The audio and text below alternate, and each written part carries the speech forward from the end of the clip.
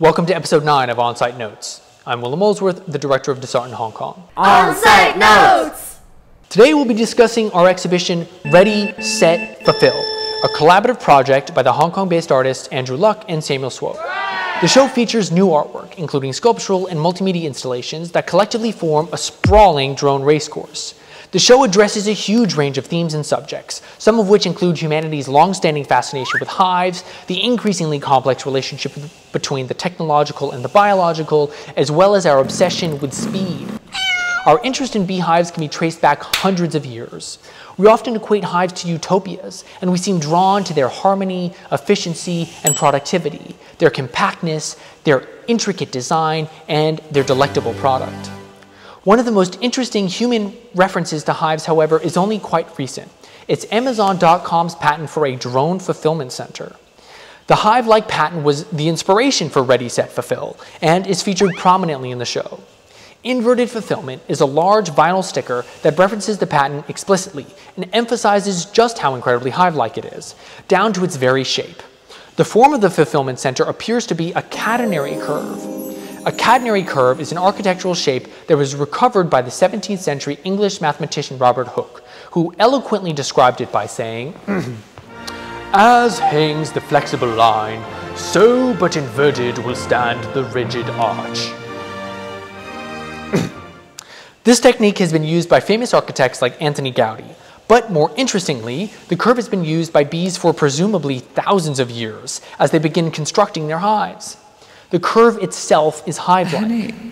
An even more explicit reference to beehives is touched on within the installation Dragon Cloud Gate, which appears as if made from glass and utilizes spider fittings, like the facade of innumerable skyscrapers found across the world.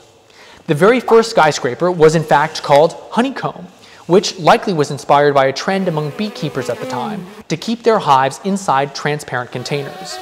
Simply put, one of the most ubiquitous architectural designs of the 20th and 21st centuries mimics and was inspired by beehives.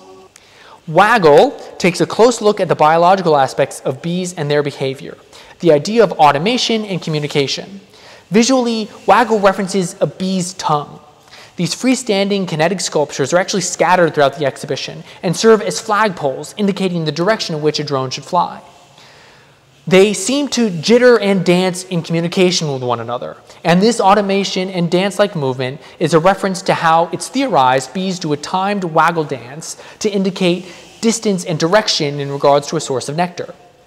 Interestingly, drones themselves act strangely biological at times. Other than their somewhat insect-like reflexes, a fascinating aspect of drones is the melding of their machinery with a human pilot. Piloting a drone in FPV is an almost out-of-body experience that allows pilots to feel freed from their physical constraints. And for this reason, racing and building dives are a common and exciting challenge for drone pilots. They allow the pilot to feel a sense of intense vertigo and tremendous speed. Every installation in the exhibition doubles as an obstacle for the drone racecourse. One of the major installations is here, Honeycomb Accelerator, and it's specifically built for the perspective of a drone too. As drones fly through the tunnel, their speed and the single lens that they use distorts the image, creating an intense speed picture that visually disorients their pilots. It looks as if the drone is shooting through a futuristic hive made of hundreds of tunnels, all of which it seems you could escape through, but only one of which is real. Honeycomb Accelerator, the speed through which the drones are able to move through it, as well as the building dive featured in the exhibition, collectively nod at Paul Virilio's dromology. They think about how humanity has internalized the need for speed and a notion for constant, relentless competition, be it in technology, economics, or politics. There are also 6 artworks on the walls in the exhibition, but I'll leave those to be discussed in person or at another occasion.